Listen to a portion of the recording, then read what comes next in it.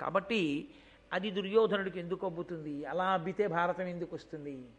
పాండవులు పాండవులే, దుర్యోధనుడు దుర్యోధనుడే, ధృతరాష్ట్రుడు ధృతరాష్ట్రుడే.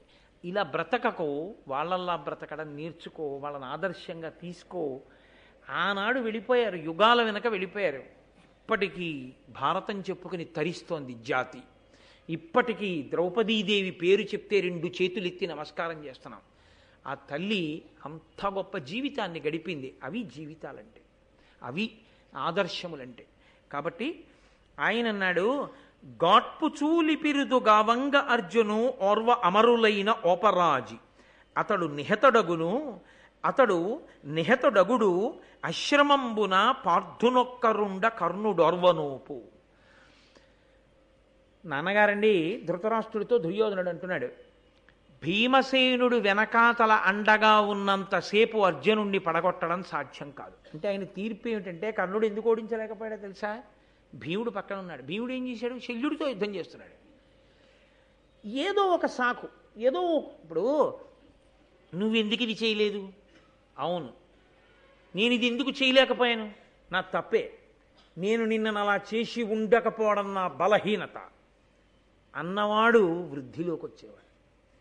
నిన్నను అలా ఎందుకు చేయలేకపోయాడో సాకులు వెతుక్కుని సమర్థించుకోగలిగిన వాడు నిచ్చెన మెట్టి ఇంకొకటి ఎక్కలేనివాడు. ఇంకా సమర్థించుకోవడం వచ్చేసిన తర్వాత అది అలవాటు అయిపోయిన తర్వాత ఇంకో మెట్టు మీద ఏమి ఎక్కుతావు? నువ్వు ఎలా నిలబడతావు? ఇక నిలబడలేవు. ఆ సమర్థతే అలవాటు, ఆ సమర్థించుకోవడమే అలవాటు అయిపోయింది. సమర్థించుకోవడం అంటూ నువ్వు ప్రయత్నం మొదలెట్టాలి. కానీ ఎన్ని కారణాలైనా దొరుకుతాయండి. ఎన్ని కారణాలైనా చెప్పి నువ్వు చెయ్యవలసింది నువ్వు చేయకుండా వదిలేయచ్చు. కాదు, నిలబడాలి అన్నవాడికి అలా నిలబడలేకపోయిన కారణాలకు క్షమార్పణ అడిగి నిలబడే ప్రయత్నం చేస్తాడు. అక్కడ వస్తుంది తేడా. కాబట్టి కర్ణుడు ఉంటేట, భీముడు ఉంటేట అర్జునుడిని గెలవలేట. భీముడు లేకపోతేట కర్ణుడు అర్జునుడిని చంపేస్తాట. ఎంత అసహ్యంగా ఉంది ఆ మాట. దుర్యోధనుల్లా ఆలోచించకో, దుర్యోధనుల్లా మాట్లాడక, అసహ్యంగా ఉంటాయి అని నేర్పుతుంది మనకి భారతం. కాబట్టి భీముడిని చంపేయాలి నాన్నగారు. ఎప్పుడూ ఆ భీముడి మీదే పగ, ఎప్పుడూ భీముడి మీదే కక్ష. కాబట్టి భీముణ్ణి చంపేస్తే అర్జునుణ్ణి చంపేయడం చాలా తేలిక. కర్ణుడు వెళ్ళి చంపేస్తాడు. ఒక తండ్రి దగ్గర ఒక కొడుకు ఇలా మాట్లాడుతున్నాడంటే తండ్రి సిగ్గుతో తలంచుకోవద్దండి. ఆ తండ్రి బతికినట్ట, చచ్చి 100 మాటలు ఉరిదీయబడి చచ్చినట్ట. ఒక కొడుకు తండ్రి దగ్గర అలా మాట్లాడడమా? వచ్చి అందులో పాలు పంచుకొని తండ్రి మాట్లాడడమా? కళ్ళు ఎప్పుడో తీసేశాడు ఈశ్వరుడు, ఉండుంటే ఎంత ప్రమాదం వచ్చునో. ఓరి నాయనో, ఇలాంటి వాడురా అనేలా ఉంది. పరమేశ్వరుడు కళ్ళు లేకుండా చేశాడు ఆయనకి. కాబట్టి నాన్నగారు, నేను కొన్ని ఆలోచనలు చెప్తాను, ఇందులో మీరు ఆలోచించండి. వాళ్ళు ఒక కూటమి కాకూడదు. ద్రుపదుడు, పాండవులు, ఈ యదు, వృష్ణి, భోజ, చేది వంశాల వాళ్ళందరూ కూడా, రాజులందరూ కలవకుండా చెయ్యాలి.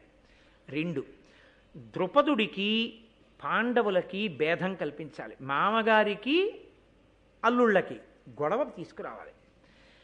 లేదా చాలా గొప్ప అందగత్తెలు పాండవుల దృష్టిలో పడేటట్టు చేసి వాళ్ళు ద్రౌపదిని విస్మరించేటట్టు చెయ్యాలి.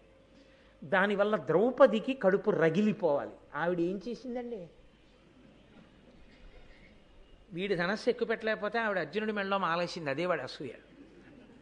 కాబట్టి ద్రౌపదితో ఆనుకూల్యమైన దాంపత్యం వాళ్ళకి లేకుండా చేసి ఆ దంపతుల్ని విడతీసేయాలి. లేకపోతే ఎంత వాళ్ళ అన్నదమ్ములుగా ఉన్నా, కుంతి సంతానం 3, మాద్రి సంతానం 2. మీరు 2 తల్లుల బిడ్డలరా, మీరు అమాయకులు, మీరు కలిసి ఉండలేరని ఏదో మిష పెట్టి 5గురిని 3-2 కింద విడదీయాలి. అది కూడా సాధ్యం కాకపోతే భీముణ్ణి చంపేయాలి. ఇందులో ఏం చేద్దామని అడిగాడు. అందులో ఎవరి సమక్షంలోనే తెలుసా అండి? అగ్నికి వాయువు తోడని తండ్రి దగ్గర ఇలాంటివి మాట్లాడడానికి వెళ్ళేటప్పుడు పక్కన కర్ణుడు. అంటే ఈశ్వరుడు కర్ణుడి బలాన్ని ఎందుకు ఒక్కొక్కటి తీసిచ్చాడో చూడండి. ఇంత గొప్పవాడైనా కర్ణుడు చేరకూడని చోటికి చేరాడు, ఈశ్వరుడు తీసేశాడు. చేరవలసిన చోటికి చేరితే పెంచుతాడు. మీరు చూడండి, లోకంలో ఒక పువ్వులో ఉందనుకోండి ఒక చీమ, ఆ పువ్వు పరమేశ్వరుడి పాదాల మీద పడితే చీమ కూడా పరమేశ్వరుడి పాదాల మీద పడిపోతుంది. ఎంత గొప్ప ఇనప ముక్కైనా నీటితో స్పర్శ పొందిందనుకోండి తుప్పట్టి విరిగిపోతుంది, సంగదోషం పాడు చేసేస్తుంది. ఇంత ఇనుము తుప్పట్టి విరిగిపోయింది నీటికి. పనికి మాలిన చీమ పరమేశ్వరుడి పాదాల మీదకి వెళ్ళిపోయింది పువ్వులోకి వెళ్ళిన కారణం చేత. మీరేది పట్టుకున్నారు అన్నదాన్ని బట్టి కూడా మీకు అభ్యున్నతి ఉంటుంది. కాబట్టి పక్కన కర్ణుడిని పెట్టుకున్నాడు. ఆ కర్ణుడికి ఎప్పుడూ కావలసింది ఏమిటంటే తాను అర్జునుడిని చంపేయగలను. నా అంత మనగాడు లేడు, ఆయనది అదో అతిశయం. ఆయనకి ఎప్పుడూ కీర్తి కండూతి. అర్జునుణ్ణి చంపేయడం వల్ల పాండవుల్ని మిగిలిన వాళ్ళని చంపేసి కర్ణుడు స్నేహితుడు అవడం వల్ల దుర్యోధనుడు అటువంటి సామ్రాజ్యాన్ని పొందాడు అని అఖండ కీర్తిని సంపాదించాలని కోరిక. తాను మొనగాడా, తాను చంపగలడా? ఈశ్వరుడు ఈ వెర్రితనం పెట్టుకున్నాడు కాబట్టి ఒక్కొక్కటి తీసిచ్చాడు. ధర్మాత్ముల మీదకి ఎదురు వెళ్ళి నీకు ఎన్ని విభూతులున్నాయని పాడు చెయ్యాలని ప్రయత్నించావో ధర్మాత్ముడిని రక్షించడానికి ఈశ్వరుడు నీకున్నవన్నీ ఒక్కొక్కటి తీసేస్తాడు. ఇది సత్యం, భారతం నిరూపించింది. కాబట్టే కర్ణుడు పోయాడు. కాబట్టి ఇప్పుడు ఆ కర్ణుడు అన్నాడు, కాదు ఇవేవీ కుదరవు, ఇవేవీ చేయలేం మనం. ఎందుకో తెలుసా? ద్రౌపదీదేవి మహాపతివ్రత. ఆమె 5 భర్తల్ని అలా అనుగమిస్తుంది. కాబట్టి ద్రౌపదీదేవికి భర్తలకి విభేదం ఎందుకు వస్తుంది? పాండవులకి అందగత్తెల్ని ఎరచూపుదామంటున్నావు. ద్రౌపదీదేవి కన్నా అందగత్తెలు ఎక్కడున్నారు? అందగత్తెలు కనపడితే వెంటనే వెంటపడేంత లీకి మనస్తత్వం ఉన్నవాళ్ళు పాండవులు కారు. 3 కుంతి మాద్రి పిల్లలని విడగొడదాం అనుకుంటున్నావు. అవి ఒక చేతి 5 వేళ్ళు. వాళ్ళు అలా విడిపోయే వాళ్ళు అయితే ఎప్పుడో విడిపోవాలి. వాళ్ళని విడదీయడం సాధ్యం కాదు. రాజులందరూ ఒక కూటమి కాకూడదంటున్నావు. వాళ్ళ దగ్గర ఓ లక్షణం ఉంది. బంధువుల పట్ల ప్రేమ ద్రుపదుడికి ఉంది, పెద్దల పట్ల వినయం పాండవులకు ఉంది. కాబట్టి కలిసి ఉండకుండా నువ్వు చేయలేవు అన్నాడు. ఎంత పెద్ద మాట అండి! వాడు చేతకాని వాడైతే అయ్యాడు కానండి, శత్రుత్వంతో గొప్ప మాట చెప్పాడు. బంధుప్రీతి ద్రుపదుడిది. కాబట్టి ఆయన ఎక్కడెక్కడున్న వాళ్ళని రామయ్య రండి, బావగారు రండి అంటాడు, అన్నయ్యగారు రండి అంటాడు. ప్రతి వాడిని పిలిచి బంధువులందరినీ కూర్చోబెట్టుకుని సంతోషిస్తుంటాడు. ఇంకా అల్లుళ్ళంటే ఉండదు. ఒక్కగానొక్క కూతురు, 5 అల్లుళ్ళు. అయ్యో అల్లుళ్ళు వచ్చి మన ఇంట్లో ఉండిపోయారని ఆయనకేం బెంగలేదు. అదృష్టం రా, చక్కగా అల్లుళ్ళతో కలిసి ఉంటున్నాను హాయిగాను. మళ్ళీ వాడు వెళ్ళిపోయారంటే ఇది కుదురుతుంది ఏంటి? కాబట్టి అల్లుళ్ళతో సంతోషంగా గడుపుతున్నాను, ఆయన సంతోషంగా గడుపుతున్నాడు. అల్లుళ్ళు బరువు అని చెప్పి బంధువుల మీద విముఖత ఉన్నవాడైతే ద్రుపదుడిని విడదీయచ్చు. ఆయనకి బంధుప్రీతి. ఎంత మా మామగారు అయితే మాత్రం సింహాసనం మీద ఆయన కూర్చుంటాడు, దుష్టజుమ్నుడు యువరాజు, ఇక్కడ మేమే పనికి మాలిన వాళ్ళం అంతఃపురంలో ఉత్తినే అలా కూర్చుని వేళ్ళు విరుచుకుంటూ మా మామయ్య గారు అల్లుళ్ళమని చెప్పుకుంటూ తిరగాలి అని అనుకునేవాళ్ళు కారు. మా మామగారికి అల్లుళ్ళమని చెప్పుకోవడం కూడా గొప్ప విషయమే. ద్రుపదుడికి అల్లుడని చెప్పుకోవడం తప్ప అని సంతోషంగా అవును మేము ద్రుపదుడి అల్లుళ్ళం అని చెప్పుకోగలిగిన వినయం ఉన్నవాళ్ళు పాండవులు. ఎలా విడదీస్తావు? కుదురుతుందా? ఇవేమీ పనికిరావు. కర్ణుడికి ఎప్పుడు ఏమిటో తెలుసా అండి? అర్జునుడిని చంపేసి కీర్తి సంపాదించేద్దాం, అదో వెర్రి ఆయనకి. కాబట్టి ఆయన అన్నాడు, ఘనమగు విక్రమంబునన కాదు జగత్రితయంబు పాకశాసనుడు జయించే భూతలము సర్వము మున్ భరతుండు విక్రమంబునన జయించే విక్రమము భూరి యశ ప్రియులైన రాజనందనులకు సర్వసాధనము ధర్మవు శత్రు నిబర్హణంబులన్. పూర్వం దేవేంద్రుడు పరాక్రమంతో లోకాలన్నిటినీ గెలిచాడు. భరతవంశంలో పుట్టిన రాజులందరూ పరాక్రమంతో రాజ్యాల్ని స్వాధీనం చేసుకున్నారు. నా పరాక్రమంతో అర్జునుడిని నిర్జిస్తాను, చంపేస్తాను, పాండవుల్ని మిగిలిన వాళ్ళని చంపేద్దాం. అర్జునుడు చచ్చిపోతే పెద్ద విషయం ఉంది. ఈయనంటాడు నువ్వు అర్జునుడిని చంపేస్తావు అంటాడు, ఈయనంటాడు నువ్వు భీముడిని చంపేస్తావు అంటాడు. ఇద్దరు ఆఖరికి వాళ్ళిద్దరి చేతిలో చచ్చిపోయారు. అది విచిత్రం. నువ్వు భీముడిని చంపేస్తావు, ఇంకా ధర్మరాజునే ఉంది పురుకోస పెట్టి కట్టేయచ్చు. నకుల సహదేవులు పారిపోతారు పిల్లలు, వాళ్ళకి యుద్ధం ఏమిటి అసలు? వాళ్ళకంత తేలిక. కాబట్టి యుద్ధానికి వెళ్ళిపోదాం, గొడవ వదిలిపోదు అంటే ధృతరాష్ట్రుడు అన్నాడు, నేను మీతో మనవి చేశాను కదా, కడుపులో మాటాయి బయటపడ్డండి ధృతరాష్ట్రుడు. అదే ఆయన జీవితంలో ఉన్న గొప్పతనం. గొప్పతనం అంటే ఉండవలసిన లక్షణం అని కాదు నా ఉద్దేశం. ఇప్పుడు ఆయన ఏం చెప్పాలి? కర్ణుడు చెప్పినట్టు యుద్ధానికి వెడదామనన్నా అనాలి, లేకపోతే నోరు మూవా యుద్ధానికి వెళ్ళడం ఏంటి, మావాడు చెప్పిందే బాగుంది అలా అక్కర్లేదు, ఇలా మనం వాళ్ళని పాడు చేసేయచ్చు, ఇలా భేదం పెడదామనన్నా చెప్పాలి. ఆయనకి ఏమిటో తెలుసా అండి నమ్మకం? దుర్యోధనుడు చెప్పినవేవి పొసగవు, వాళ్ళు ధర్మాత్ములు, దైవానుగ్రహం ఉంది, మనం ఏమైనా చేస్తే బెడిసి కొడుతుంది తప్ప వాళ్ళని పాడు చేయలేము తెలుసు ధృతరాష్ట్రుడికి. ఒరే వాళ్ళని పాడు చేయలేనురా మనం అన్నాడు అనుకోండి, దుర్యోధనుడు తిరగబడతాడు. అందుకని తన మనసులో మాట తాననకూడదు. కర్ణుడు అన్నాడుగా ఇవేమీ ఫలించవని. కాబట్టి తను చేయవలసింది కర్ణుడు చేసేశాడు. ఇప్పుడు ఇంక తనేం చేయాలి?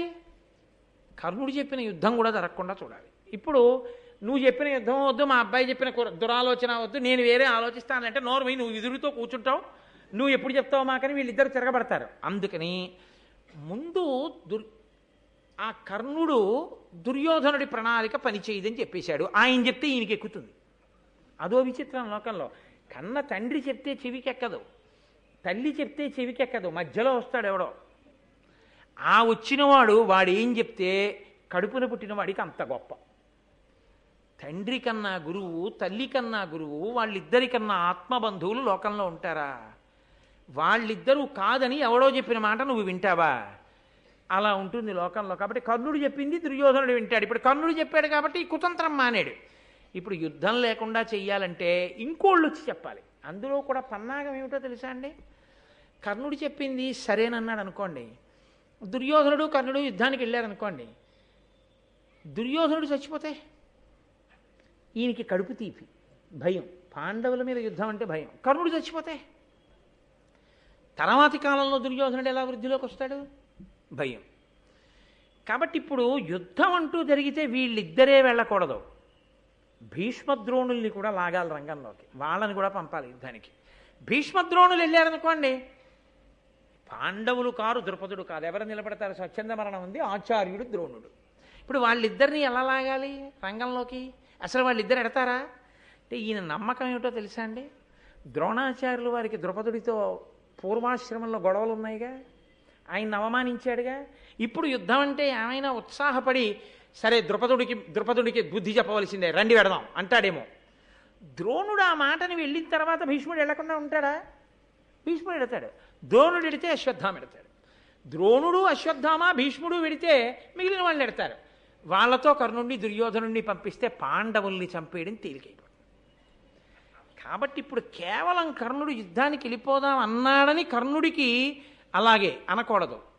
భీష్మద్రోణుల్ని పెద్దరికం అన్న పేరుతో పిలవాలి. నిజంగా వాళ్ళ మాట వినడానికి కాదు, పిలవాలి. వాళ్ళకి ద్రుపదుడి మీద కోపం ఉండడం వల్ల ద్రోణుడు వెంటనే సరే వెడదాం, ద్రుపదుడి మీద యుద్ధం కదా వెళ్ళిపోదాం అన్నాడు అనుకోండి. ద్రుపదుడి మీద ద్రోణుడుకున్న కోపాన్ని అడ్డు పెట్టుకుని దీన్ని వాడుకుని పాండవుల్ని పాడు చేయాలి. కళ్ళంటే లేవు కానండి, ఎన్ని ఆలోచనలు ఉన్నాయనుకుంటున్నారు ధృతరాష్ట్రుడికి. ఏది తన నోటితో బయటపడ్డం, ఏది తను బయటపడ్డా. నాకు పూర్వం ఒక పెద్ద ఆయన, చాలా మంచి ఆయన అనుకోండి, ఆయన చాలా పెద్ద ఆయన, అంటే మోకాళ్ళవి నొప్పులు, చాలా మంచివాడు సుమండి ఆయన, చెడ్డవాడు మాత్రం కాడు. ఆయన దగ్గర ఒక చమత్కారం ఉండేది. ఏదో అలా చేపలు పడున్నాయనుకోండి, ఒక్కసారి చెయ్యవరా, లేవలేను, లేస్తాననేవాడు. ఎవరో అక్కడ నించున్నవాడిని, ఒంట్లో ఓపిక ఉన్నవాడిని. అంటే ఆయన చెయ్యిస్తే ఎందుకు ఇప్పుడు లేవడం ఎందుకు, కూర్చోండి అన్నాడు అనుకోండి, చేపలు మడత పెడదామని అనేవాడు. దానికి మీరెందుకంటే కూర్చోండి నేను మడత పెట్టేస్తాను, వాడు మడత పెట్టేవాడు. ఈయన నువ్వురే చేపలు మడతెట్టు అనేవాడు కాదు, ఒరే నన్ను కొంచెం లేపు ఆ చేపలు మడతెడతాను అనేవాడు. నేను మడత పెట్టేస్తాను లేండి వాడు మడత పెట్టేస్తాడు. ఈయన పక్కవాడి వంక చూసో దొంగనం అనేవాడు. చాలా చమత్కారం అనమాట. అంటే తను చెప్పి చేయించడం కాదు, చమత్కారంగా పని చేయించడం. నేను వెళ్ళొస్తానయ్యా, కూర్చోలేను, వెనకాతలా గబుక్కును పడిపోతానేమో భయం. సరే ఏం చేస్తాను మరి, ఆయన్ని పిలవాలి, పెద్దవారు బాగుంటుందా, ఎవరమన్నా వెళ్ళి పిలవకపోతే నేను ఎలాగోలా కూర్చుంటానులే, మెల్లిగా డ్రైవ్ చేసుమా అంటే బాబా ఎందుకంటే పెద్దవారు మీరు పడిపోతే నేను వెళ్తాను లేండి అని ఇంకో పనుంది వెళ్ళాలన్నవాడు ఏం చేసేవాడంటే అలా వెళ్ళిపోగలడా, వాడు వెళ్ళేవాడు, వాడు వెళ్ళి పని చేసుకొచ్చేవాడు. ఈయన చాలా సంతోషం, అయ్యి ఎంత మంచి మనసుతో వెళ్ళొచ్చావా అనేవాడు. అయితే పాడు చేసేవారు కాదండో ఎవరినైనా, చాలా మంచివారు ఆయన. కానీ అదో చమత్కారం జీవితంలో. అంత అందంగా చక్కగా ఉండు విస్తళ్ళు వేసేస్తాననేవాడు. బాబు మీరు ఎక్కడ వేస్తారండి అని అందరు గోవా విస్తళ్ళు వేసేవారు. అన్నీ అంతే, నేను చేసేస్తానని చెప్పి అందరితో చేయించేసేవాడు ఆయన. ఆయన చేసేది భోజనం ఒకటే, అది పక్క వాళ్ళు చేయకూడదు కాబట్టి. అంత అందంగా ఉంటుంది. ఒక్కొక్కరి యొక్క చమత్కారం అలా ఉంటుంది. అలా ధృతరాష్ట్రుడు కూడా ఎంత చమత్కారమైన వాడంటే ఏది తను బయటపడ్డావు, బయట పడేటట్టు ఇతరుల్ని చేస్తాడు. తనకి కలిసి వస్తే కలిసి వస్తుంది, కలిసి రాలేదనుకోండి, భీష్మద్రోణులు చీనూర్మి దుర్యోధనానికి బుద్ధి ఉందా లేదా అన్నారనుకోండి, పోతే కర్ణుడు మాట పోతుంది, యుద్ధానికి వెళ్ళడం మానేస్తాడు. తనేమంటాడు? ఏమీ అండవు, భీష్మద్రోణులు మంచివాళ్ళని అండవు. భీష్మద్రోణుల పెద్దరికం నిలబడ్డాలంటే లోపలికి తీసుకెళ్ళి మాట్లాడాలి వాళ్ళతో. ఈ పిల్లల ముందు తీసుకొచ్చి వీళ్ళతో మాటలనిపించడం ఎందుకు? ఆఖరణ ఒకవేళ భీష్మద్రోణులు బుద్ధి ఉందా లేదు కదా నీకు, ఆ పిల్లలు ఎదురకుండా ఎందుకు పిలిచావా అంటే, ఏం చేయను పిల్లాడు కదా మీరు బుద్ధి చెప్తారనుకున్నానంటాడు. అంత చమత్కారమైనటువంటి వ్యక్తి. కొందరి గడుసుతనం అది చాలా గడుసుతనం అనుకుంటారు, ఆఖరికి ఆ గడుసుతనం ఏం చేస్తుందంటే వాడినే చంపేస్తుంది. వెనకటి ఒకడు వైద్యుడి దగ్గరికి వెళ్ళి, అదే పనిగా తాగుతున్నావు చచ్చిపోతావా అలా తాగితే, చూడిదిగో మద్యం ఈ గ్లాసులో పోశాను, ఇందులో 4 చీమలు వేస్తున్నాను, చూడు ఎలా చచ్చిపోతాయో అని 4 చీమలు వేశాడు డాక్టర్ గారు. ఆ చీమలు ఆ మద్యంలో వేయగానే అవి గిలగిలా కొట్టుకుని చచ్చిపోయాయి. చూసావా, నువ్వు ఇలాగే చచ్చిపోతావు, అందుకే తాగద్దన్నాను ఆ మద్యం అంటే. ఆయన అన్నాడు, అందుకే నేను తాగుతాను, నా కడుపులో ఉన్న క్రిములు చచ్చిపోతాయనన్నాడు. గడుసుతనం వరకు బాగుందేమో, డాక్టర్ గారు చెప్పిన సలహా యొక్క హృదయం నువ్వు పాటించినప్పుడు చచ్చి ఊరుకుంటావు. ఎందుక గడుసుతనం, పనికిమాలిన గడుసుతనం. అలా ఉంటుంది ధృతరాష్ట్రుడి గడుసుతనం అంతా. కాబట్టి ఆయన యుద్ధం అంటున్నావుగా, పెద్దవాళ్ళని కూడా సంప్రదిస్తే బాగుంటుంది, భీష్మద్రోణులకి కబురు చేస్తాను వాళ్ళు వస్తారన్నాడు. నిజంగా భీష్ముడి కర్మ అండి, ఈయన పిలిస్తే ఆయన రావాలా? పాపం ఆయన మర్యాద అటువంటిది, ఆ వంశోద్ధరణ కొరకు అలా కట్టుబడ్డాడు ఆయన. కాబట్టి ఆ భీష్ముడు వచ్చాడు, ద్రోణుడు వచ్చాడు, ఇద్దరూ పెద్దవాళ్ళు, వాళ్ళ మాటకు గౌరవం ఏడవాలి. నిజంగా సంస్కారం ఉన్న వాళ్ళైతే వచ్చి కూర్చుంటే భీష్ముడికి ఈ మాట చెప్పాడు. కర్ణుడు యుద్ధం చేద్దామంటున్నాడు, యుద్ధం చేసి ఆ పాండవుల్ని పాడు చేసేద్దామంటున్నాడు, శత్రువు పెరగకూడదంటున్నాడు, ఏమంటారు మీరన్నాడు. అంటే భీష్ముడు అన్నాడు, ధీరులవు ధృతరాష్ట్ర పాండులతి ప్రశస్త గుణుల్ ప్రసిద్ధోరు కీర్తులు, నాకు ఇద్దరు ఒక్క రూప తలంపగా వీరు వారను అట్టి బుద్ధి విభేదమెన్నడు లేదు, గాంధారీపుత్ర శతంబునందు పృథా తనూజుల ఎందునన్. ఆయన అన్నాడు, అయ్యయ్యో పాండవుల మీదకి యుద్ధానికి వెళ్ళి చంపేద్దామా, నిన్నగాక మొన్న పెళ్లి చేసుకున్నారా, నేను తాతనయ్యా, నేను వీడికి ఎలా తాతనో పాండవులకు కూడా అలాగే తాతని, నాకు కుంతిపుత్రులు అని నాకు మమకారం లేదు, గాంధారీపుత్రులు అని కోపం లేదు, నాకు వీళ్ళ మీద ఎంత ప్రేమ ఉందో వాళ్ళ మీద అంత ప్రేమ ఉంది. ఈ మనవల కోసం ఆ మనవల్ని ఎందుకు చంపడం? నేను ఏది చెప్పినా పక్షపాతం లేకుండా ఉన్న మంచి మాట చెప్తాను. ధృతరాష్ట్ర మహారాజా, అసలు యుద్ధం ఎందుకు? ఎందుకు యుద్ధం చేసి వాళ్ళని చంపేయడం? వాళ్ళు అర్హులు కారా రాజ్యానికి? నువ్వేగా చేసావు ధర్మరాజుకి యువరాజ్య పట్టాభిషేకం, పోని రాజ్యం అంతా ఇవ్వవా? అర్ధరాజ్యం ఇచ్చి పాండవులకి నీకు కీర్తి కలుగుతుందయా. పెద్దనాన్న ఆదరించాడు, అర్ధరాజ్యం ఇచ్చాడంటారు. వాళ్ళ నీ మాటకు ఎదురు చెప్పేవాళ్ళు కారు. అర్ధరాజ్యం ఇస్తే అర్ధరాజ్యం తీసుకుని వెళ్ళిపోతారు. మనిషి చనిపోతాడేమో, శరీరం చనిపోతుందేమో, కీర్తి చనిపోదు. అసలు ఆ కీర్తి లేని బ్రతుకు కాదు ధృతరాష్ట్ర. కాబట్టి కీర్తి లేని వానికి జీవనంబు నిరర్థకంబ చూవే, ఎవని మీద నిత్యమైన ధనము నిర్మల కీర్తియు అట్టి కీర్తి వడయుట శ్రమంబే.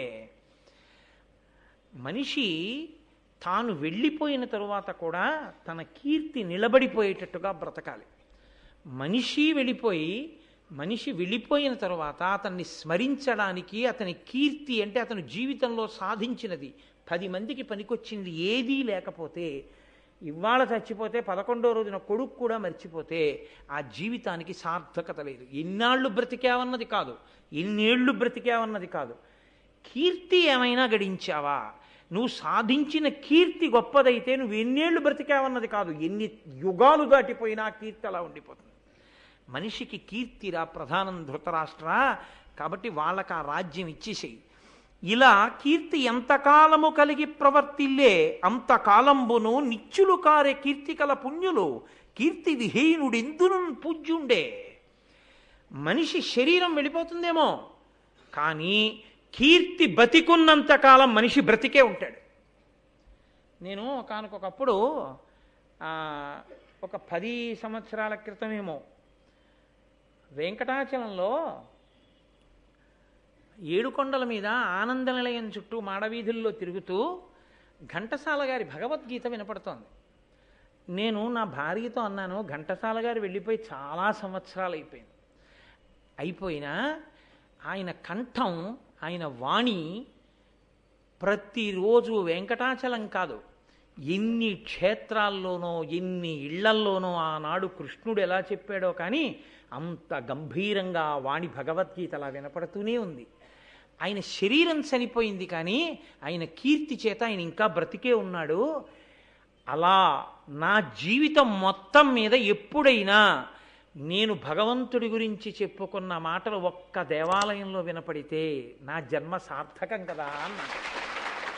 నేను అత్యంత వినయంతో చెప్పుకుంటున్నాను, గర్వంతో కాదు ఈ మాట చెప్పేది. ఒకానొకప్పుడు నేను కారులో కోనసీమ వెడుతున్నాను ఉపన్యాసం చెప్పడానికి.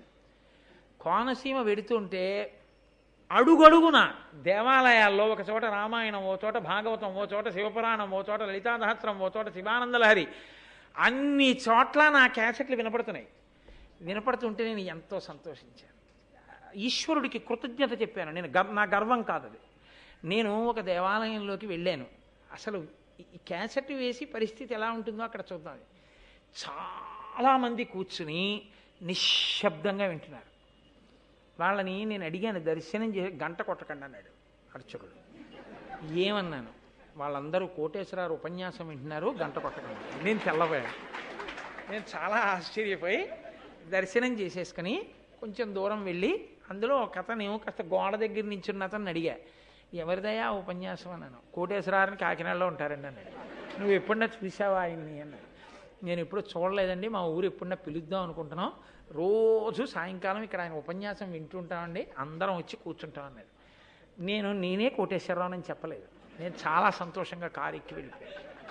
అది వేరు విషయం అనుకోండి. కానీ నేను మీతో ఎందుకు మనవి చేస్తున్నానంటే, తెలిసో తెలియకో, వచ్చో రాకో, నాకు పాండిత్యం ఉందో లేదో, నేను చదవగలనో చదవలేనో, నేను మాట్లాడగలనో మాట్లాడలేనో, కానీ భగవంతుడి గురించి చెప్పుకోవాలి అని తాపత్రయపడి చెప్పుకున్నందుకు అలా వినపడింది. కొన్నాళ్ళు వెళ్ళిపోయిన తర్వాత, కొన్ని సంవత్సరాల తర్వాత నా శరీరం పడిపోవచ్చు, కానీ నా కొడుకో నా మనవడో అలా వెళ్ళిపోతూ తాతగారి కంఠం ఈ గుళ్ళో వినపడుతోందని వాడు వింటే నా శరీరం చచ్చిపోవచ్చు, కానీ నా కీర్తి చేత నేను బ్రతికుంటానా బ్రతికుంటానా. భీష్ముడు ఆ రోజు చెప్పిన మాట, కీర్తి చేత బ్రతికే ఉంటావు, కీర్తి లేని నాడు నీ శరీరంతో నువ్వు చచ్చిపోతావు, ఇక నీ పేరు ఎవ్వరూ స్మరించరు. ధృతరాష్ట్ర, అపకీర్తి చేత చచ్చిపోకు, నువ్వు బతుకుతానని అనుకోకు. కోడలు వచ్చింది, ఘటోత్కచుడు పుట్టేశాడు, తాతవు కూడా అయిపోయావు, ఎంతకాలం ఉంటావు? కీర్తి చేత బ్రతికే ఉండు. బ్రతికే ఉండాలంటే పాండవులకు అర్ధరాజ్యం, వాళ్ళు నీ కొడుకులు కారా? నీ తమ్ముడి బిడ్డలు నీ బిడ్డలు కారా? ఎందుకు యుద్ధం ఏమిటి? కాబట్టి వాళ్ళకి రాజ్యం ఇయ్యి అంటే వెంటనే ద్రోణాచార్యుల వారు అన్నారు, విలసద్ధర్మ విశుద్ధ వృత్తులు, వయోవృద్ధులు, కుశాగ్రీయ బుద్ధులు, మధ్యస్థులు, కార్యనిర్ణయ సమర్థుల్, మానమాత్సర్య దూరులు, నాజాలిన వారి పల్కులకు వైరజ్యంబుగా వించునజ్ఞులు, భూనాథున కాప్తులు సఖులునై శోషింతురత్యంతమున్. పెద్దలైనటువంటి వారు ఎవరున్నారో అటువంటి పెద్దలైనటువంటి వారు చెప్పినటువంటి మాట విననటువంటి వాళ్ళు, పెద్దలు చెప్పినటువంటి మాట తలకెక్కించుకోకుండా వారి మాటలు పెడచెవిని పెట్టి ఈసడించి ప్రవర్తించేటటువంటి వాళ్ళు రాజు పక్కకి చేరితే వారి వలన రాజుకి అభ్యుదయం కలగదు, పాడైపోతాడు. కాబట్టి పెద్దరికం తన వలన ఉండదు, పెద్దరికం అవతలవాడు గౌరవించడం మీద ఉంటుంది. యువతలవాడు చాలా పెద్ద మనిషే, అవతలవాడికి ఆ పెద్దరికాన్ని గుర్తించడం చేత కాదు. ఎంతటి వాడిని ఊరే అనగలిగిన సమర్థత వాడికి ఉంది, అంతే. ఇప్పుడు ఈయన పెద్దరికానికి లోటు వచ్చిందా అంటే లోటు లేదు, కానీ ఆయన దృష్టిలో ఈయన పెద్ద మనిషా కాడు, ఆయన దృష్టిలో ఈయన పెద్ద మనిషి కాడేమో. అలాంటి వాణ్ణి రాజు దగ్గర పెట్టుకుని వాడి మాటలు వింటే రాజు కూడా పాడవుతాడు. ధృతరాష్ట్ర దుర్యోధన కర్ణుల్ని ఉద్దేశించి చెప్పాడు ఈ మాట, పేరెత్తకుండా చెప్పి, తనరుచు దైవయుక్తిమయి ధర్మము సత్యము తప్పకున్నయనఘుల పైతృకంబయిన అంశము మిన్నక వజ్రపాణికైనను కొన పొలునయ్యా కురునందన పాండుతనూజులున్న వారని విని వారికిందగు ప్రియం వనరింపక ఇంకి ధరువువే. అసలు పితృ సంబంధంగా పాండురాజు పరంగా పాండవులకు రావలసినటువంటి రాజ్య భాగం ఏదుందో అది ఇవ్వకుండా బతకడం నీకు కాదు, దేవేంద్రుడే అడ్డొచ్చినా పాండవులు మేం పొందేద్దామని సంకల్పం చేస్తే ఇంద్రుడు అడ్డుపడగలడని నువ్వు అనుకుంటున్నావా? చీల్చేస్తారు పాండవులు. నిన్నెందుకు చేయలేదో తెలుసా? పెద్దనాన్నవని గౌరవంతో ఊరుకున్నారు. నువ్వే పిలుస్తావు ఏదో ఒకనాడని. ఆ గౌరవాన్ని నిలబెట్టుకో. యుద్ధానికి ఎడతావా వాళ్ళ జోలికి? యుద్ధానికి వెళ్ళి చంపగలిగిన మొనగాడివా నువ్వు? అర్జునుడి యొక్క శక్తి ఏమిటో తెలుసా నీకు? చీల్చి చెండాడుతాడు సైన్యాన్ని. కాబట్టి వీళ్ళ మాటలు వినకన్నాడు. అంటే కర్ణుడు అన్నాడు, మహారాజా మీరు వాళ్ళ మాటలు వినకండి, ముసలి వాళ్ళు, వాళ్ళకేం తెలుసు. కర్ణుడి శక్తి ఎంత, నేను అనుమతింపబడితే వాడి బతుకెంత. ఆయన భీష్మద్రోణుల గురించి మాట్లాడగలిగినటువంటి సమర్థుడు. అదే మాట్లాడగలిగిన తీరు. పెద్దలైన వారి యందు పెద్దరికం గుర్తించకపోవడం ఒక తప్పు అయితే, ముసలాళ్ళు అంటాం రెండో తప్పు. ముసలాళ్ళు వాళ్ళు వాళ్ళకు అనుకూలమైన మాటలే చెప్తారు, వాళ్ళకి ఏవి అనుకూలంగా ఉంటాయో అవి చెప్తారు. అంటే వాళ్ళకి యుద్ధానికి వెళ్ళడము ఇష్టం లేదు, పాండవులకు రాజ్యం ఇప్పించాలి, అందుకని ఇలా మాట్లాడుతున్నారు వాళ్ళు. అసలు పాండవుల్ని దగ్గరికి చేర్చుకోమని చెప్పడం తప్పు కాదా? తన బిడ్డకి రావలసిన రాజ్యం ధృతరాష్ట్రుడిని విప్పించకుండా వాళ్ళకి రాజ్యం ఇవ్వాలా? అర్ధరాజ్యం. ఇది ధర్మమా? ఇది న్యాయమా? వీళ్ళు ఎటువంటి వాళ్ళో తెలుసా ఈ భీష్మద్రోణులు ఇద్దరు? పూర్వం వెనకటికి మగధ రాజ్యాన్ని నితంతువు అనబడేటటువంటి రాజు పరిపాలించేవాడు. ఆ రాజు దగ్గర ఒక టక్కరి మంత్రి ఉండేవాడు. రాజు బాగా వృద్ధుడై ఊపిరితో మాత్రమే బ్రతికున్నాడు. ఇంకా అటువంటి రాజుని పక్కకి తోసేసి మంత్రి రాజ్యాన్ని ఆక్రమించాడు. ఆ మంత్రి ఎటువంటి వాడో, ఎటువంటి శఠుడో, ఈ భీష్మద్రోణులు అటువంటి వాళ్ళు. నీ రాజ్యాన్ని కబళించి పాండవులకు ఇవ్వాలని చూస్తున్నారు. రాజ్యం కావాలనుకుంటే ధృతరాష్ట్రుడికి వస్తుందండి? భీష్ముడే కూర్చుంటే సింహాసనం మీద? ఆయన ఎంతటి త్యాగి, ఎంతటి మహానుభావుడు, ఎంత ధర్మాత్ముడు. సత్యవతి అడిగితేనే పుచ్చుకోలేదు కదా. నిన్న గోకమొన్న పుట్టినవాడు భీష్ముడి ముందు ఏ పాటి నిలబడగలడు? భీష్ముడితో మాట్లాడడానికి అర్హత లేనివాడు. భీష్ముణ్ణి ద్రోణుణ్ణి అధిక్షేపించి ధృతరాష్ట్రుడితో మాట్లాడ్డమా? ఒళ్ళు పై తెలియకుండా మాట్లాడాడంటుంటారు చూసారా? ఇదిగో ఇలాంటి ప్రేలాపన. ద్రోణుడు వెంటనే అన్నాడు, మేము చెడ్డవాళ్ళమా? నువ్వు మంచివాడివా? మా ఇద్దరికన్నా కూడా నువ్వు ధృతరాష్ట్రుడికి హితుడివా? మేము ధృతరాష్ట్రుడికి హితం చెప్పలేని వాళ్ళమా? ధృతరాష్ట్రుడిని పాడు చేసేవాళ్ళమా? నీ కరపుల నిక్కరుకుల మాకులతం పొందుటేమి ఆశ్చర్యము, సామ్యాకృతులు కానివారల వాకులు శిక్షలు ఉపద్రవంబులు కావే. అసలు ఒక వ్యక్తి సలహా చెప్పాలన్నా, ఒక వ్యక్తి మాట్లాడాలన్నా ఆ వ్యక్తికి ప్రథమంగా ఒక గుణం ఉండాలి. అతను శాంతుడై ఉండాలి. అసలు ఆ శాంతము లేనివాడెవడో వాడు మాట్లాడడానికి అనర్హుడు, వాడు సలహా చెప్పడానికి అనర్హుడు. అసలు నీకు శాంతమే లేదు. నువ్వు ఎప్పుడూ యుద్ధానికి కలిగిపడిపోయి అర్జునుడిని కొట్టేస్తానంటావు. నోరు విప్పితే నువ్వా సలహా చెప్పేవాడివి? నువ్వా శాంతం లేనివాడివి? రాజుకి సలహా చెప్పడానికి అర్హుడవు.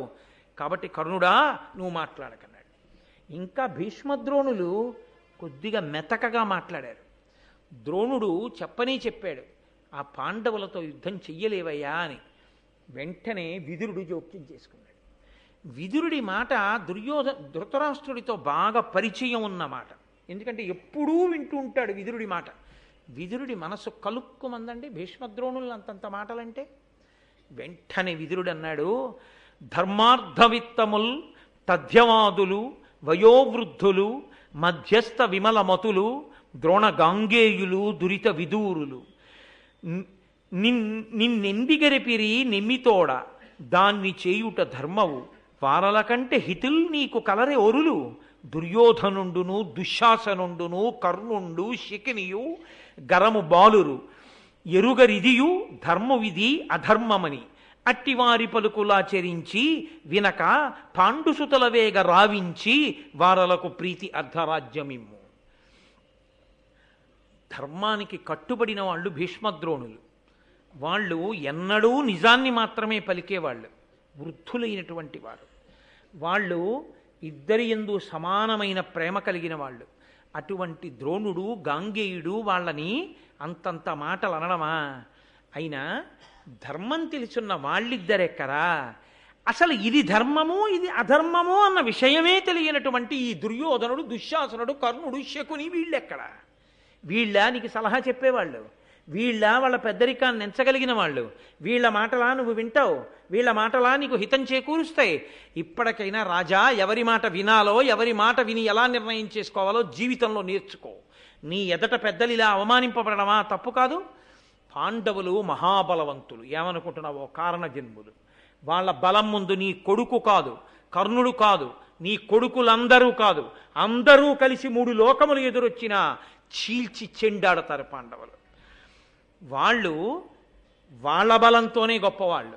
ఇప్పుడు యజ్ఞగుండం నుండి ఆవిర్భవించినటువంటి దృష్టద్యుమ్నుడు భావమరిదిగా వాళ్లతో కలిసి ఉన్న కారణం చేత ద్విగుణీకృతమైనటువంటి బలం ఉన్నవాళ్ళు. అది చాలదన్నట్టు బలదేవ శ్రీకృష్ణుడు వాళ్లతో కలిశారు. పైగా పాండవుల వినయం గొప్పది. వాళ్ళు నీ పుత్రులు కారా? నీ కొడుకులు కారా? నా కొడుకులంటావు, నా కోడలంటావు. నీ కొడుకులకి మనుష్య ప్రయత్నం ఉంది, పాండవులకి మనుష్య బలంతో పాటు దైవ సహాయం ఉంది. వాళ్ళు ధర్మం ఉన్నవాళ్ళు. బలదేవాచ్యుత సాత్యకుల్ తమకు నొప్పున్ మిత్రులన్ కూర్చుమంత్రుడుగా దైవము మానుషంబు కల నిత్యుల్ నీకు దుర్యోధనాదుల కంటెన్కడు భక్తులెంతయు వినీతుల్ వీరుల పాండవ పుత్రులు నీ పుత్రులు కారే వారి తగునే దురస్తులంచేయగన్. నీ కొడుకు నిరంతరం నీ మీద తిరగబడతాడు. నువ్వేం నాన్నవి నాన్న అంటాడు, నిన్ను విమర్శిస్తాడు. మాకు తెలియదు అనుకుంటున్నావా? మాకు అన్నీ తెలుసు. ఒక్కనాడు పాండుకుమారులు నిన్ను అలా అన్నారా? తండ్రి లేడు, పెద్దనాన్నగారే మాకు తండ్రి అని నువ్వు ఏం చెప్తే చేశారు. నువ్వు వెళ్ళిపోమ్మంటే వారణావతానికి వెళ్ళిపోయారు. నువ్వు లక్క ఇంట్లో కాల్చినా ఒక్కరితో మా పెద్దనాన్నగారు మాకు ఇలా చేశారని వాళ్ళు ఒక్కరితో చెప్పలేదు. నీ కీర్తి మాసిపోతుందని కడుపులో పెట్టుకు బతికారు. నువ్వు ఇప్పుడు కబురు చేయి, వచ్చి నీ కాళ్ళకి నమస్కారం చేస్తారు. ఇంత వినయం ఉన్నవాళ్ళు నీ తమ్ముడి కొడుకులు, వాళ్ళు నీ కొడుకులు కారా? ఈ ధూర్తులైన కడుపును పుట్టినందుకు వీళ్ళే నీ కొడుకులా? నీకు యోచన లేదా ధృతరాష్ట్ర? ఆహవ భూమిలోన పరమార్థము పార్థుడు వైరివాహిని వ్యూహము వృత్తుచోట మఘవుండును వానికి మార్కొనంగా ఉత్సాహము సేయుడన్న లఘుసారల ధీరుల సాహసుల్ నిరుత్సాహులు ద్రోహులై ఎదిరి చత్తురో మందురో మనవేశ్వర. అర్జునుడే యుద్ధానికి వచ్చి రథం మీద నిలబడి ఎడంచేత్తో వింటిని పట్టుకొని అక్షయ బాణ తూణీరాలలోంచి బాణములను తీసి వింటినారికి సంధించి విడిచిపెట్టడం ప్రారంభం చేస్తే దేవేంద్రుడే దేవతలతో కలిసి వచ్చి యుద్ధభూమిలో నిలబడ్డా ఆయనని ఎదిరించడం సాధ్యం కాదు. అల్పసారులు, ఉత్సాహం లేని వాళ్ళు, ధైర్యం చెడిపోయిన వాళ్ళు, క్రూరాత్ములు, ధర్మం లేని వాళ్ళు, వీళ్ళు చత్తురో మరలి ఒత్తురో. వీళ్ళ యుద్ధానికి వెళ్ళేవాళ్ళు. వీళ్ళ మాటలా నమ్మి యుద్ధానికి వెడతావు? యుద్ధం అన్న మాట పాండవుల మీద వీళ్ళు నోరెత్తడమే. నువ్వు ఎందుకు నిగ్రహించలేవు వాళ్ళని? ఎందుకు జవాబు చెప్పలేకపోతున్నావు? ఎందుకు భీష్మద్రోణులు అవమానం చేసి మాట్లాడితే నువ్వు నిశ్శబ్దంగా ఊరుకుంటావు?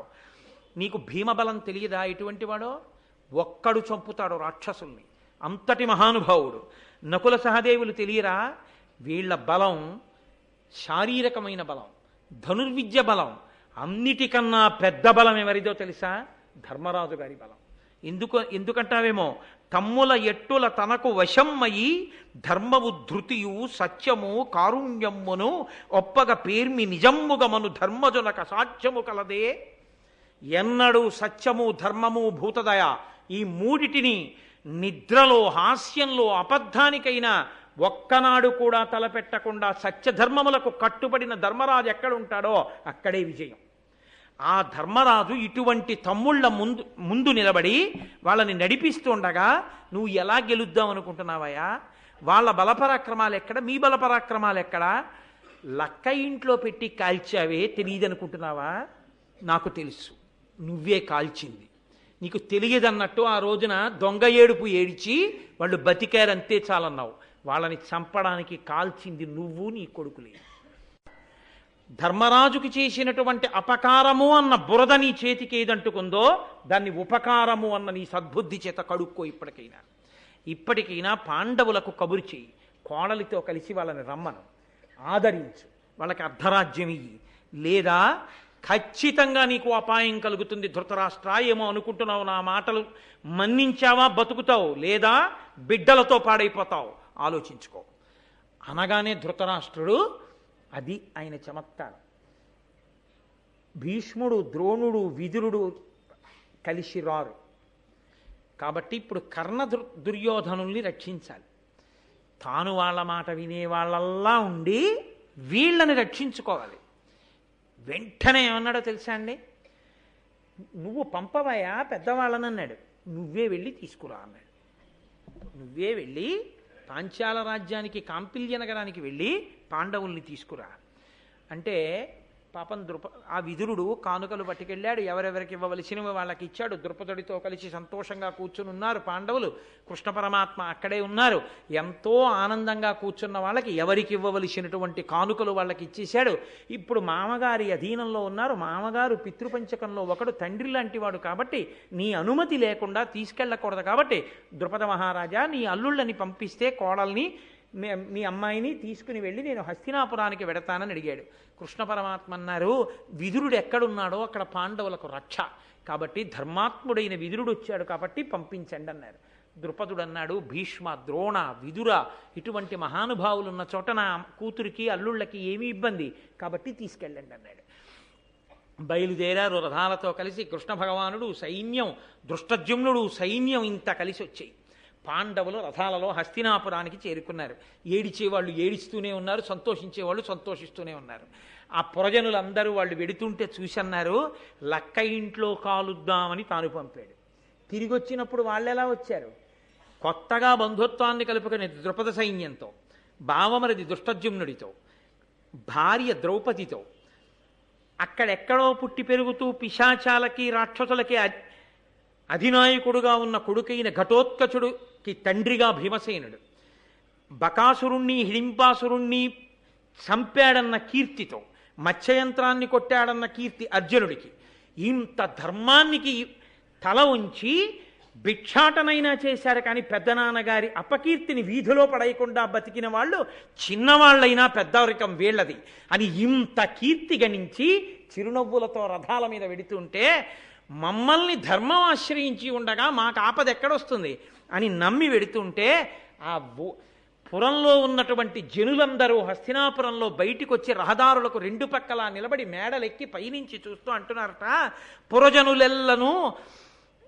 పురజనులెల్లను గరమనురక్తులై ధర్మస్వరూపుడి ధర్మతనయుండు అనుజులు తానును చనుదించే పాండు భూజనపతి జీవించి మనల కావ ప్రీతితో తానిప్పుడేతించే మేలయ్యే ఈ మహాత్ములకు దైవమ్ము పురుషకారంబు కలుగంగ దారుణీ రాజ్యంబు వాయునే ఆపదల్ వాయుగాక దాన హోమ జప విధానముల్ మనకి కలవయేని ధరణి వలయ రాజ్యమిందయుండి ధర్మనందనుండొనరించుచుండు కావు తమ అఖండితముగా. వాళ్ళన్నారు, ఒకానొకప్పుడు పాండురాజు మన్ని ఎంతో గొప్పగా పరిపాలించాడు. ఈ దిక్కుమాల ధృతరాష్ట్రుడు, దుర్యోధనుడు ఇప్పుడు రాజయ్యారు. వీళ్ళు లక్క ఇంటిలో కాలిపోయారనుకున్నాం. వీళ్ళ ధర్మం వీళ్ళని రక్షించింది. మళ్ళీ పాండురాజే వస్తున్నాడా అనిపిస్తోంది. వీళ్ళ ఐదుగురిని చూస్తే, మేము జపం చేసినది ఉంటే, హోమాలు చేసిన ఉంటే, మేము తపస్సు చేసిన ఉంటే, అవి మేము ఇప్పుడే ఆ పుణ్యాల వలన ఈ ధర్మరాజు గారు అఖండమైన ఈ భూమండలాన్ని ఈయనే పరిపాలించుగాక అని వాళ్ళందరూ ఎలుగెత్తి పలుకుతున్నారు. ఇదే వాళ్ళకి ఏడుపు. ఇంత కీర్తి పాండవులకు ఉండడమా అని అసూయ. లోపలికి వెళ్ళారు. హస్తినాపురంలో 5 సంవత్సరాలు ఉన్నారు. ఎల్లైనా పాండవుల్ని పాడు చెయ్యాలి కదూ, ఇది కదూ ప్రణాళిక. కాబట్టి ఇప్పుడు ఇక్కడే ఉంటే ధర్మరాజు గారిని రాజుని చెయ్యాలి. కాబట్టి మళ్ళీ ఏదో ప్రణాళిక వేసి పాండవుల్ని పాడు చెయ్యాలి. 5 ఏళ్ల తర్వాత ఒకరోజు ధృతరాష్ట్రుడు పిలిచి అన్నాడు, ఇదిగో ఈ కృష్ణ భగవానుడి సాక్షిగా చెప్తున్నాను, నీకు అర్ధరాజ్యం ఇస్తున్నాను ధర్మరాజా. నువ్వు ఖాండప్రస్థానికి వెళ్ళి దాన్ని రాజధానిగా చేసుకుని ఆ ఖాండవ ప్రస్థంలో ఉండి రాజ్యం ఏలుకోండి అన్నాడు. వెళ్ళిపోయారు. కృష్ణ భగవానుడు విశ్వకర్మ అన్న దేవశిల్పిని పిలిపించాడు. బ్రహ్మాండమైనటువంటి మేడలు మిద్దెలతోటి మళ్ళీ ఇంకొక అమరపురియా స్వర్గలోకపు రాజధానియా అన్నట్టుగా విశ్వకర్మ ఆ నగరాన్ని నిర్మించాడు. అది ఎంత గొప్పగా ఉండేదంటేట తల మీద పాదాల మీద పువ్వులేశారా అన్నట్టుగా ఉండేది.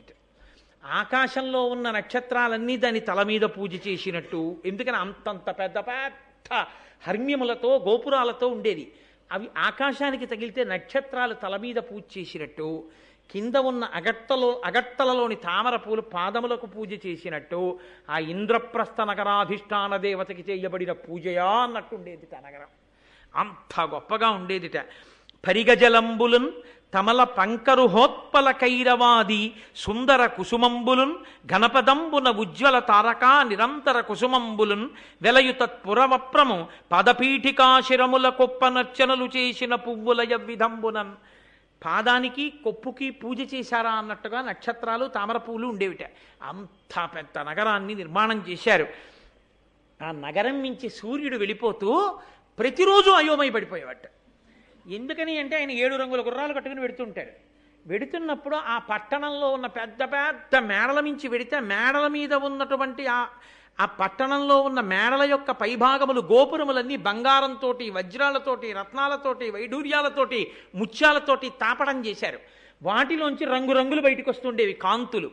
ఆ కాంతుల మధ్యలోంచి సూర్యరథం వెడుతుంటే ఆ కాంతులలో ఆయన గుర్రాల రంగులు మారిపోయేవి. ఆ కాంతిలోకి వెళ్ళి ఆయన ఒక్కసారి ఇలా చూసి ఆ కింద నగరం యొక్క అందం చూద్దామని చూసి తన గుర్రాలు రంగులు మారిపోయి కనపడేటప్పటికి ఒకసారి గుర్రాన్ని తడిమి, ఇదేమిటి నా గుర్రాలు రంగులు మారిపోయి నా గుర్రాలేనా అనుకునేవట. అంత గొప్ప కాంతులు వెరజల్లేటటువంటి అన్ని గొప్ప మణుల చేత తాపడములు చేయబడినటువంటి మేడలతో కూడిన ఇంద్రప్రస్థ నగరాన్ని నిర్మించి కృష్ణ భగవానుడు వాళ్ళకి ఇచ్చాడు. దాన్ని రాజధానిగా చేసుకుని విశ్వకర్మ నిర్మాణం దేవశిల్పి కాబట్టి వాళ్ళు సంతోషంగా హాయిగా ద్రౌపదీదేవితో ఉన్నారు. కృష్ణ భగవానుడు అన్నాడు, రేపు నారద మహర్షి వస్తున్నారు, మీకు ఒక అత్యద్భుతమైన విషయాన్ని చెప్తారు. కాబట్టి మీ అందరూ రేపు శ్రద్ధాళువులై నారద మహర్షి చెప్పే విషయాన్ని వినడానికి సిద్ధంగా ఉండండి. ఇంకా నేనెందుకు, నేను బయలుదేరుతాను అని కృష్ణ పరమాత్మ ద్వారకా నగరానికి వెళ్ళిపోయారు. మరునాడు నారద మహర్షి వచ్చి ఏదో ముఖ్యమైన సందేశాన్ని ఇస్తారు. స్వస్తి. ఇప్పుడు నేను మీతో ఒక్క మాట చెప్పి మంగళం చెప్పేస్తాను.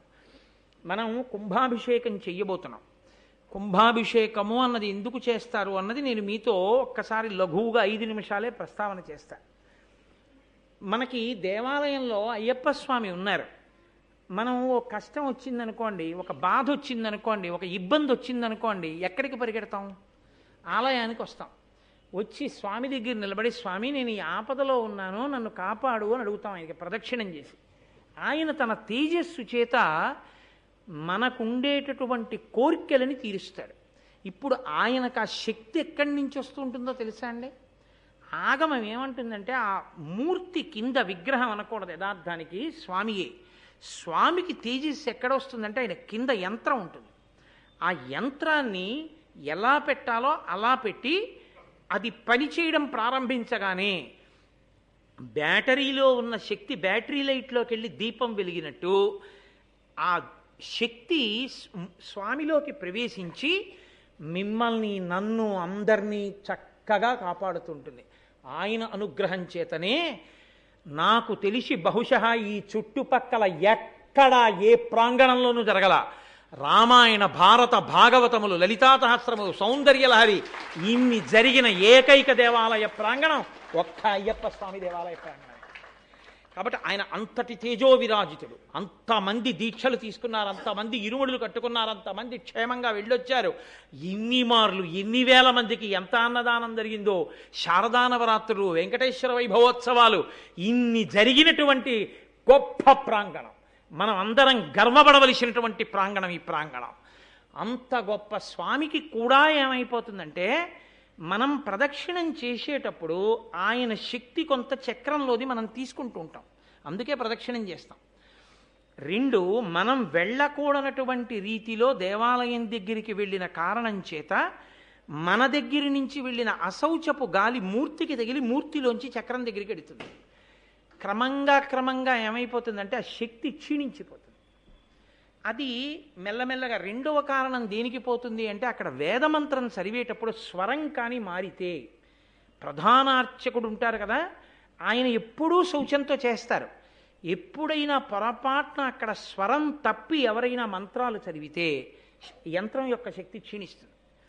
అందుకే మళ్ళీ దేవాలయాన్ని అంతటినీ శక్తివంతం చేయడానికి ఏం చేస్తారంటే ఈ నదీ జలములు పరమ పవిత్రములు.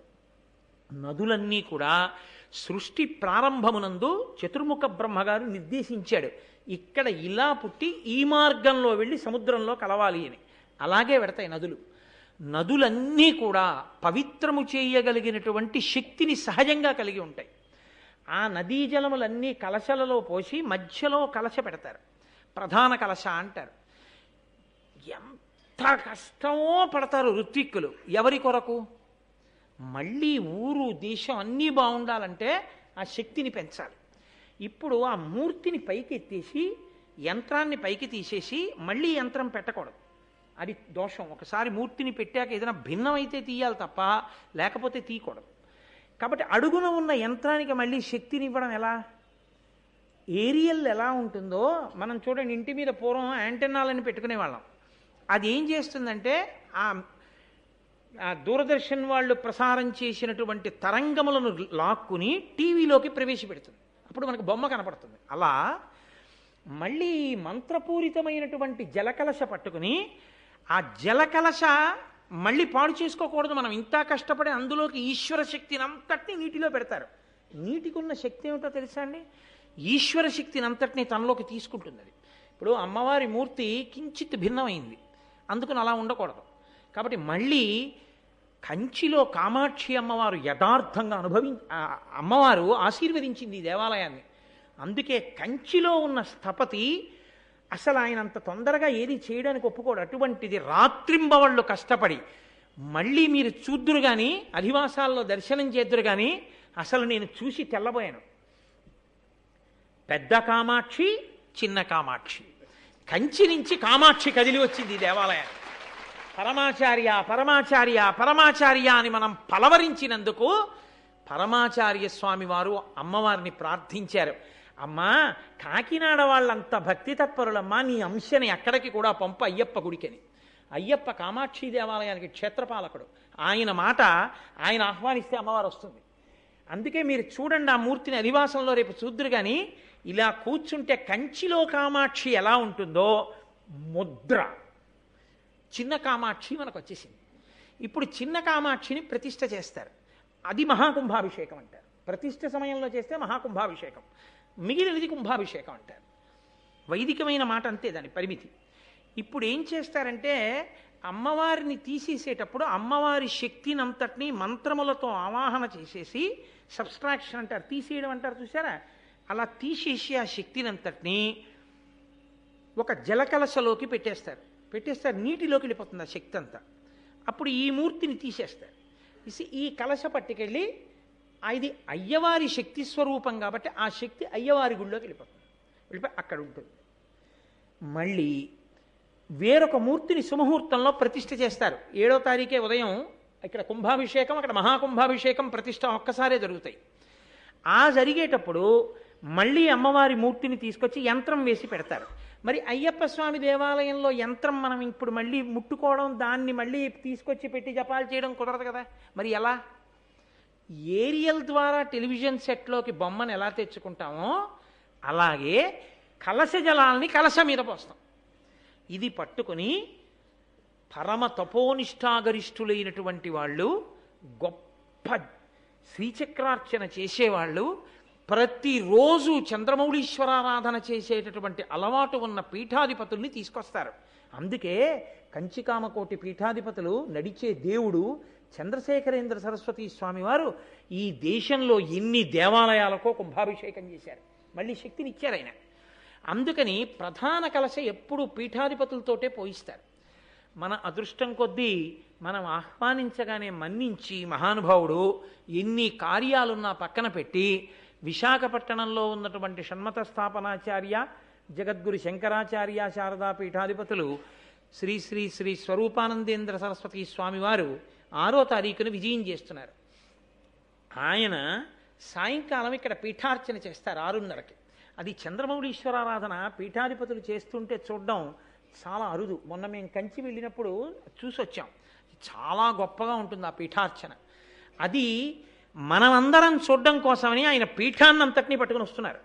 వచ్చి ఇక్కడ పీఠార్చన చేస్తారు, అక్కడ వేదిక కడతారు, దాన్ని మీద చేస్తారు. 7వ తారీఖు ఉదయం ఆ కలశలన్నీ పట్టుకుని పైకి ఎక్కుతారు. అందుకే ఇవన్నీ కడుతున్నారు ఇలాగ. అవన్నీ మంత్రఘోష మధ్యలో పట్టుకుని పైకెక్కుతారు. పైకెక్కి ఏకకాలంలో సుముహూర్తంలో దీక్షితులైనటువంటి ఋత్విక్కులందరూ కలిసి సుబ్రహ్మణ్య శర్మ గారి ఆధ్వర్యంలో వాళ్ళందరూ దీక్షలు తీసుకుంటారు. ఈ మధ్యకాలంలో అసలు ఎన్నడూ బయటికి కూడా రానటువంటి మహానుభావుడు కృష్ణావధానులు గారు అయ్యప్ప స్వామి దేవాలయం మీద ఉన్నటువంటి ప్రత్యేకమైన గౌరవంతో ఆయన ఈ కుంభాభిషేక సుముహూర్తం కూడా ఆయనే నిర్ణయం చేశారు. నిర్ణయం చేసి ఆయన ఈ కార్యక్రమానికి అంతటికీ ఆధ్వర్యం వహిస్తున్నారు. సుబ్రహ్మణ్య శర్మ గారు కార్యక్రమాన్నంతటినీ పర్యవేక్షిస్తున్నారు. గాయత్రీ మంత్రానికి 24 బీజాక్షరములు కనుక 24 మంది గొప్ప సుశిక్షితులై జపశక్తి తపశ్శక్తి కలిగినటువంటి వారు, గొప్ప ఈశ్వర భక్తి కలిగినటువంటి వారు 24 మంది పండితులు బ్రాహ్మణోత్తములు ఋత్విక్కులుగా వచ్చి కూర్చుని యాగాన్ని నిర్వహిస్తారు 3 రోజులు. 5వ తారీఖు ఉదయం మేళతాళాలతో యాగశాల ప్రవేశం చేస్తారు. ఇన్ని వేలో ఖర్చు పెట్టి అన్ని అంత వైదికంగా నిర్మాణం చేస్తున్నారు. ఆఖరికి భూమి పూజ చేసినప్పుడు కూడా శాంతి కర్మ పౌష్టిక కర్మ అని చేస్తారు. అంతగా భూమి పూజ చేసి అన్ని దోషములు విరిగిపోవడానికి ఆవుని తిప్పాము ఆ రోజున దూడతో కలిపి. ఆవు తిరిగితే పరదేవత నడిచేసినట్టే ఇంకక్కడ. అంత జాగ్రత్త తీసుకుని యాగశాల నిర్మాణం జరుగుతోంది. ఇది కన్నుల పండుగ. కానీ ఆ రోజు మీ అందరూ చెయ్యవలసిన సహకారం ఏమిటంటే 6వ తారీఖు రాత్రి అందరం లోపల కూర్చుని పీఠార్చన చూడొచ్చు. 5వ తారీఖు నుంచి అమ్మవారు అధివాసాలు పొందుతుంది. అధివాసము అన్న మాటకి యథార్థమైన అర్థం అగ్నిపురాణంలో ప్రస్తావన చేయబడింది. మనం చూడండి, అమ్మ కడుపులో ఉంటాం. అమ్మ కడుపులో ఉండి పిండం మెల్లిగా తయారవుతుంది, ముందు బుడగవుతుంది. ఆ స్త్రీ పురుషుల యొక్క వీర్యము ఆ రేతస్సు కలిసి బుడగై అక్కడి నుంచి మెల్లిమెల్లిగా పెరుగుతూ చిట్ట చివర చర్మాన్ని సప్తధాతువులు చర్మము, రక్తము, మాంసము, కొవ్వు, అస్థి, శుక్ల, మేధ ఏర్పాటు చేసుకుని చివర జీవుడు ప్రవేశిస్తాడు. అలాగే మూర్తికి కూడా ప్రాణం తీసుకొస్తారు. తీసుకొచ్చే ముందు అది మెల్లిగా దివ్య శరీరం కింద మారిపోతుంది. మారిపోయేటప్పుడు అధివాసము అని వాటిల్లో పడుకోబెట్టి ఆ శక్తిని తీసుకొస్తారు. ధాన్యాధివాసము, ధాన్యం మీద పడుకోబెడతారు. అది మెల్లిమెల్లిగా చివరికి వచ్చేటప్పటికీ అత్యంత సౌకుమార్యమైన వాటి మీదకి తీసుకొచ్చేస్తారు. ముందు ధాన్యం గరుగ్గా ఉంటుంది, అక్కడ ప్రారంభమై మెల్లిగా పుష్పాధివాసం, పుష్పాల్లో పడుకుంటుంది, జలాధివాసం. ఇలా చేస్తూ అమ్మవారికి శక్తంతా కూడా నేత్రములలోకి వస్తుంది. ఆవిడ చూపులతో ప్రారంభిస్తుంది అనుగ్రహం. ఆ మొదటి చూపు తట్టుకోలేరు, అంత శక్తి. అది తట్టుకోవాలంటే 1 ఆవు, 2 అన్నరాశి. కాబట్టి పెడితే పెద్ద కుంభం పోసి ఆవిడ నేత్ర నిమీలనం చేసినప్పుడు ఇంకెవ్వరూ ఎదురుకుండా వెళ్ళరు అసలు. మొదటి చూపు అన్నం రాశి మీదన్నా పడుతుంది, లేదా ఆవు మీద పడాలి. ఆవు తట్టుకోవాలంతే. మూర్తిని తీసినా అంతే, మూర్తికి నేత్ర నిమీలనం చేసినా అంతే. ఆ ఒక్కటే తట్టుకోగలదు సృష్టిలో. కాబట్టి అలా అమ్మవారి యొక్క వైభవంతో దేవాలయం మళ్ళీ అమ్మవారు తేజోవిరాజితయై కూర్చుని మనం అనుగ్రహించడం మొదలు పెడుతుంది. 7వ తారీఖు ఉదయం కుంభాభిషేకం చూడ్డమే చాలు జీవితంలో. అందున పీఠాధిపతులు పైకెక్కి సత్యదండాన్ని చేత పట్టుకుని ప్రధాన కలశతో అభిషేకం చేస్తుంటే దేవాలయ ప్రాంగణమంతా మంగళవాయిద్యాలతో మార్మోగిపోతుంటే 24 మంది దీక్షితులైన ఋత్విక్కులందరూ ఎక్కడ చూసినా దేవాలయాల పైకెక్కి తెల్లటి బట్టలు కట్టుకుని ఆ మంత్రోచ్చాటన చేస్తూ ఆ కలశలతో నీళ్లు పోస్తుంటే ఆ పైన యాంటెనాలోంచి మళ్ళీ లాగేసుకున్నట్టు ఈ మంత్రపూరితమైన జలములు పడుతుంటే పైన ఉన్నటువంటి కలశ మీద అడుగును ఉన్నటువంటి యంత్రం మళ్ళీ శక్తిని పొందేస్తుంది. పొందేస్తే స్వామి మళ్ళీ తేజో విరాజితుడైపోతాడు. నవపాషాణం అని పెడతారు. 6వ తారీఖు సాయంకాలం ఇక్కడ కుమ్ముతారు. అది అపురూపం. అసలు ఈ మధ్య కాలంలో ఎక్కడ జరగట్లేదు. మనకు అనుగ్రహించి కంచికామకోటి పీఠాధిపతులు దాన్ని బహూకరించి మనకు పంపిస్తున్నారు.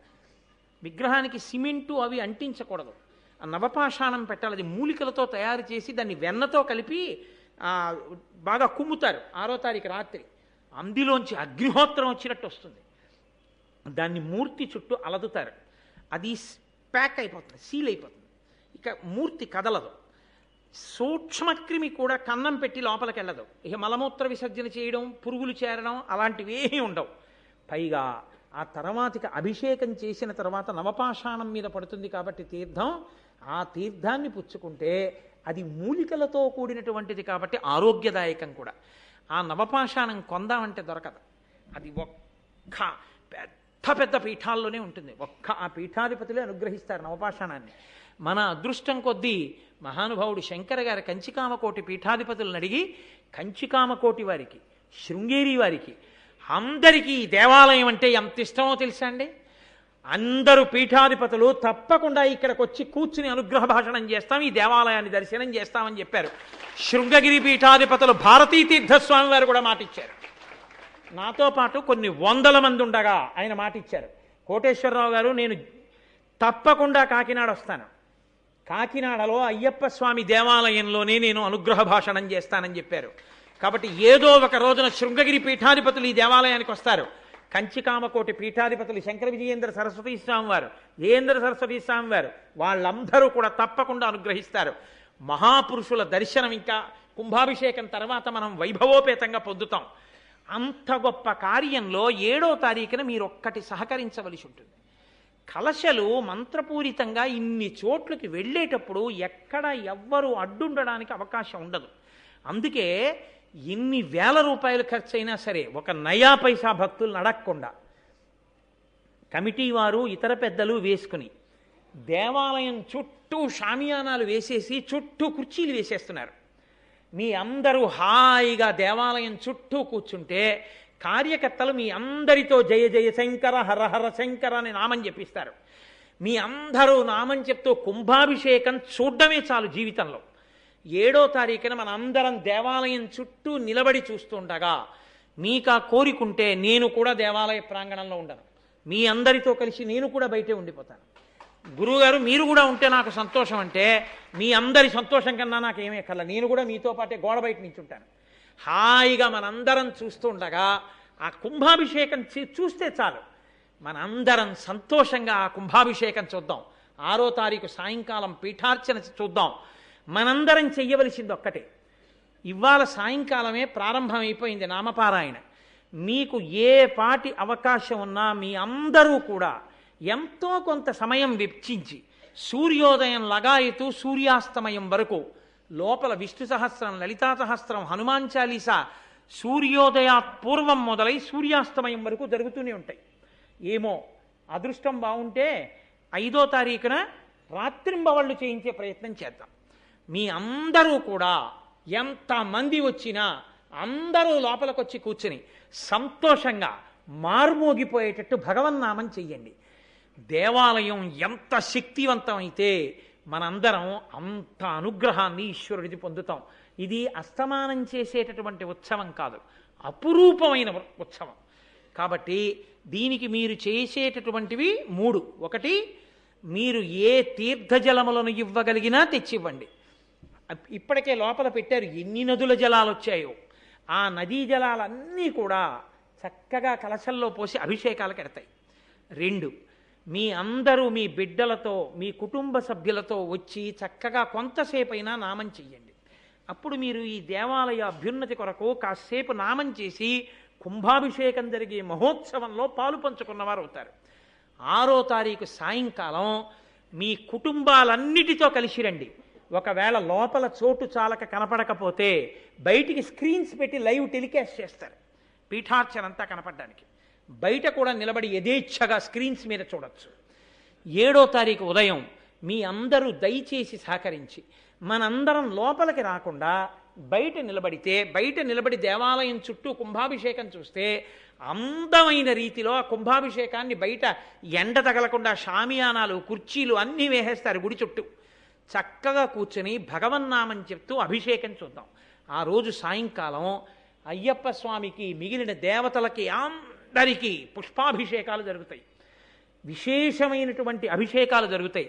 కాబట్టి 7వ తారీఖు మీరు వచ్చేటప్పుడు ఎవరు ఏ అభిషేక ద్రవ్యం తేగలిగితే అది తీసుకురండి. దేవతామూర్తులన్నిటికీ ప్రథమాభిషేకం జరుగుతుంది. అదే కిందనున్న నవపాషాణం మీద పడి కిందకు వచ్చిన తర్వాత అందరికీ కూడా 7వ తారీఖు పుష్పాభిషేకం అయిపోయిన తర్వాత తీర్థాన్ని వినిమయం చేసి ప్రసాదం ఇస్తారు. 8వ తారీఖున, 8నే కదా గోపాలకృష్ణ గారు, 8న మన స్వామి మన దేవాలయం మీ అందరూ కుటుంబ సభ్యులతో దేవస్థానం పాలక మండలి తరపున నేనే మీకు ఆహ్వానం చేస్తున్నాను, వాళ్ళు నాకు ఆ పెద్దరికం ఇచ్చారు కాబట్టి మీ అందరూ కూడా చక్కగా ఈశ్వర ప్రసాదం అందుకోవడానికి రండి. మనందరం కలిసి చెయ్యి పట్టుకుని అందరం ఇక్కడే దేవాలయ ప్రాంగణంలో మధ్యాహ్నం భోజనం చేద్దాం. ఆ ప్రసాదం తీసుకుంటే 8వ తారీఖుతో కార్యక్రమాలు నారాయణ సేవతో పూర్తయిపోతాయి. కాబట్టి గొప్ప ఉత్సవం ప్రారంభం అయిపోయింది. ఇవ్వాలే అదంతా ప్రారంభం చేశారు. కొంతమంది కంకణాలు కూడా కట్టుకున్నారు. ఈ 4 రోజులు మేము దీక్షలో ఉండిపోతామండి. కంకణాలు కూడా కట్టుకుని దీక్షా స్వీకారం చేశారు. అలా ఉండి మేము సేవ చేస్తామని. కాబట్టి మీ అందరూ రేపటి నుంచి వచ్చి చక్కగా నామం చెప్పి మీరు ఇవ్వగలిగిన తీర్థజలాలు ఉంటే ఇవ్వండి. ఒకవేళ మీరు ఇవ్వలేకపోయినా ఏమీ బెంగ పెట్టుకోక్కర్లేదు. చక్కగా సంతోషంగా ఈ కార్యక్రమాన్ని జయప్రదం చేయవలసిందిగా మిమ్మల్ని అభ్యర్థిస్తూ, అసలు కుంభాభిషేకం అంటే ఏమిటి అన్నది ఒక్కసారి తెలియడం మర్యాద కనుక, మీకు తెలియదని కాదు, మీకు అన్నీ తెలుసు, అసలు ఆ మంత్రభాగంతో సహా తెలుసు. ఏదో నా వాచాలత్వం చెప్పాలన్న సంతోషం కొద్దీ చెప్పాను. కాబట్టి ఈ ఉత్సవాన్ని గొప్ప విజయవంతంగా స్వామి పొంగిపోయేటట్టుగా కొన్ని వేల మంది మీ భగవన్నామని చెప్తుండగా అద్భుతమైన కుంభాభిషేకం జరిగేటట్టుగా మీ అందరూ కలిసి రావలసిందిగా మీకు ఆహ్వానం పలుకుతూ, మంగళాశాసనపరై పదాచార్య పురోగమై సర్వైశ్చ పూర్వైరాచార్యై సత్కృతాయాస్తు మంగళం. మంగళం కోసలేంద్రాయ మహనీయ గుణాత్మనే చక్రవర్తి తనూజాయ సర్వభౌమాయ మంగళం. ఉమాకాంతాయ కాంతాయ కామితార్థప్రదాయినే శ్రీగిరీశాయ దేవాయ మలినాథాయ మంగళం. కరచరణకృతం వా కర్మవాక్కాయజం వా శ్రవణనైనజం వా మానసం వాపరాధం విహితం వా సర్వమేత్తక్షమస్వ శివ శివ కరుణాబ్ధే శ్రీ మహాదేవ శంభో. సర్వం శ్రీ ఉమామహేశ్వర పరబ్రహ్మార్పణమస్తు. స్వస్తి.